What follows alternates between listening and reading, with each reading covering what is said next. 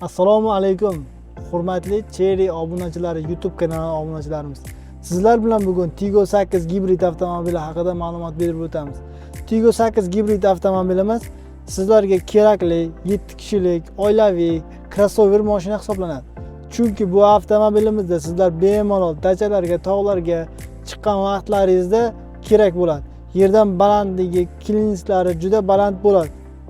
Bu mashinamizda sizlar monitorlari, rullari hamda barlari, sidinalari, eshik detskiy rejimlari, keyin akustikalari hammasi Sony, misol uchun Eco koja deysizmi?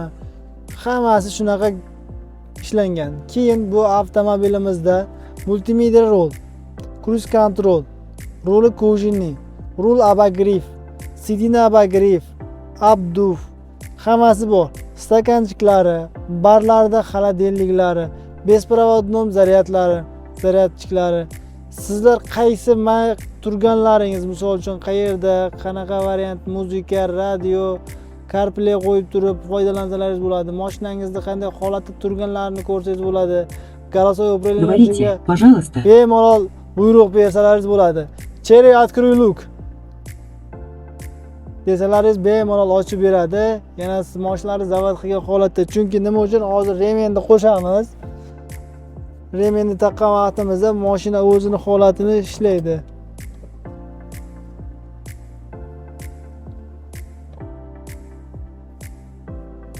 Keyin mashinamizda skors qismi bu yerda joylashgan. Bemalol skors qismiga qulay bu yerdan olib yana qayta rolda ketayotib ham bu yerdan boshqarib, misol uchun mana mashinamiz zavod bo'ldi, mashinamiz yuryapti, to'xtaydi. Misol uchun zadniy kamerasi ko'rsatyapti. Ruli qancha burilgan, qayerga qanaqa holatda boryapti, hammasini ko'rsatib turadi. Misol uchun oldinga yurish. Mana mashinamiz oldinga qarab harakatlanyapti. Shularni bemalol ishlatib, o'zlaringiz kelib, bu avtomobillarimizga test drayvlarimiz bor. Bu avtomobilimizda ikkita pozitsiyasi bor.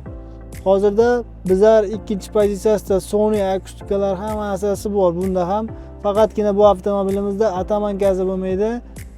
Mashinamizda keyin head-up display bo'lmaydi. Ko'rinishlarda farqi deyarli yo'q. Bir xil bo'ladi. Rasxodga keladigan bo'lsak, bu avtomobilimiz yuziga 4 litr, 5 litr benzin rasxod qiladi. Ekonomishnika mashina qidirganlar uchun ham crossover. Misol uchun boshqa modellarga nisbatan rasxodi kam. Do'stlar, sizlar kelib bu avtomobilimizni test drive qilasizlar. Test drive jarayonida mashinani rejimlarini bemalol ishlatib ko'rsalaringiz bo'ladi. Misol uchun hozir sport rejimida mashinamiz. Hamda ekonomika rejimiga o'tadi.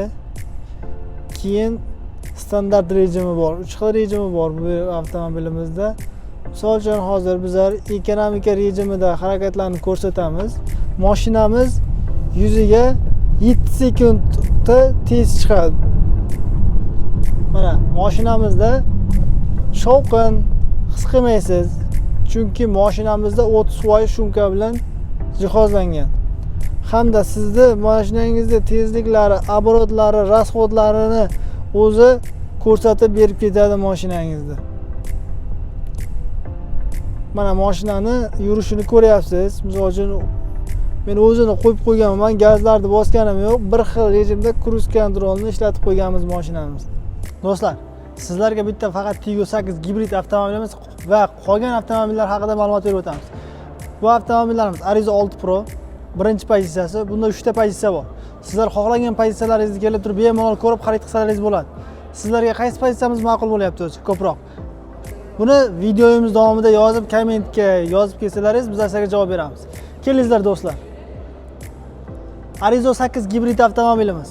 Bu avtomobilimiz ham xuddi shu boyagindek ikkita dvigatel bilan jihozlangan. Bu avtomobilimiz elektrikaga ham benzinga 1400 km harakatlanadi. Sizlar kelib bu avtomobillarimizni nima uchun xarid qilishimiz kerak degan savollaringiz bo'lsa, komfort, shahar, sedan barchasida mavjud. Xuddi shuning uchun rasxodi kam mashinalar hisoblanadi. Qolaversa, bizlarda Tiggo 7 Pro avtomobilimiz hamda Tiggo 8 juda oddiy motorli avtomobillarimiz ham mavjud. Sizlar tanlash imkoniyati sizlarda. Do'stlar, sizlar Tiggo 2 avtomobillarimizga qo'shimcha naborotlar so'ragan vaqtlaringizda. Assalomu alaykum Ya, aka. assalomu alaykum aka. Yaxshimisiz? Charchamayapsizlarmi? Men bitta gaplar eshitib qoldim, shu mashina haqida rostmi shu? Xuddi shunday aka. Bu avtomobillarimizga Mashinaga qarang, mana shu parok, polik, setka, zashta karta, brizga hammasi qo'shib beryapsizlar. faqat mana shu TG2 avtomobilimizga qo'shib beryapmiz. Hozirda. Faqat mana shu. Mart oyining oxirigacha. Mart oyi Oxirigacha kelgan mijozlarimizga bemalol xarid qilib ketsa bo'ladi. Ha, yo'q. Shunday. Zo'r. Boshqa mashinalarga qanaqa stovalar bor bilasiz? Boshqa avtomobillarimizga uslugalari juda kuchli zo'r bo'lgan. Bu avtomobilimizniki ulardan ham zo'r. Qanaqa desangiz, misol uchun 30% boshlang'ich to'lovdan 40 oygacha 48 oygacha bemalol xarid qilib chiqarsa bo'ladi. Rassrochkaga o'zini pulini foizsiz muddatli to'lov 48 oygacha qilib xuddi shunday qilib berasiz. to'g'rimi? 30% boshlang'ich to'lov. Boshlang'ich to'lov 30% dan boshlanadi. Boshlanadi.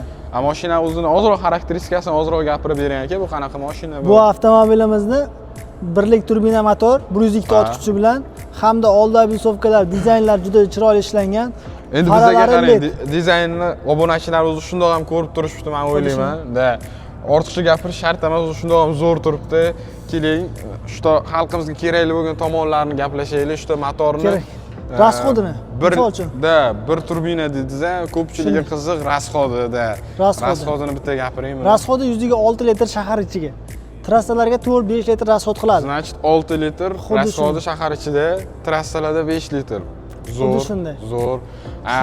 Yana xalqimiz qiziqtiradigan zo'r gap, ya'ni so'zlar bor, savol, garantiyachiga. Garantiyachiga. O'zi bunga qancha garantiya berasiz bu mashinaga? Bu avtomobilimizga 5 yilga yoki 150 ming kilometrgacha garantiya beriladi. Motor, kuzov, korobka, elektrichkasiga garantiya beriladi. Normali. Mashinamizda ichki salon qismini ham aka bemalol ko'rsangiz bo'ladi. Ichki salon qismini dizayni ham juda chiroyli ishlangan. Operator ko'rsating. Salonlarning ichini ham bitta ko'rishsin.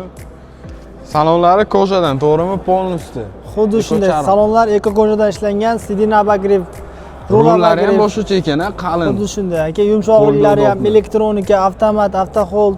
Hamma narsasi bor. Даже avtoholdgacha ham bor. Avtohold funksiyasi, zo'r funksiya. Obunachilar bitta ma'lumot bu ham sizlar uchun. Avtohold funksiyasi juda ham qulay bo'lgan, hammaga kerak bo'lgan funksiya bo'ladi. Ya'ni qanaqa?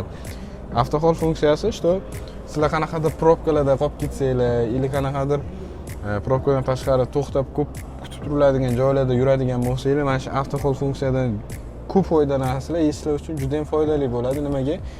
Sizlar o'shanda masalan to'xtab turgan bo'lsanglar, elishib sekin yurayotganda to'xtab yurish variant bo'lib qoladigan bo'lsa, avtohold funksiyasini bosib qo'yasizlar. Bu qanaqa bo'ladi? Sizlar o'shanda bemalol tormozni bosmasdan turib, faqat gazni o'zini bosib harakatlanasizlar. Sizlar gazdan oyog'inglarni olgani olsanglar, o'sha mashina avtomatik to'xtab turadi.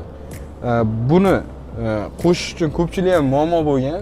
Ya'ni ko'pchilik obunachilarimiz ham savol berishgan, что avtoholni bosganimizda hech narsa ishlamadi, что yana o'zimiz faqat tormoz gaz ishlatib yuribmiz. Hech qanaqa foydasi bo'lmadi deb aytgansizlar. Birinchi o'rinda avtohold funksiyasi o'zi xavfsizlik uchun chiqarilgan. Odamning vaqtini tejash.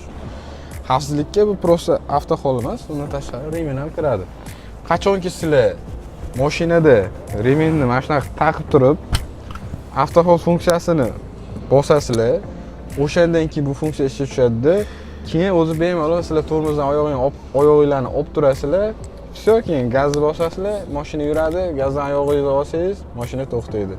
Probkada qanaqadir tiqiling, to'xtash kerak bo'lgan, kimdir kutib turish kerak momentlarda bu juda ham zo'r mashina. Ya'ni juda ham zo'r funksiya. Mashina o'ziga gap bo'lishi mumkin emas, lekin funksiyasiga ham yaxshi klass. Do'stlar, sizlar bizni video yoqqan bo'lsa, videomizga like, podpiska hamda kommentariy yozib qo'yingizlar. Bizlar sizlarga aloqaga chiqamiz.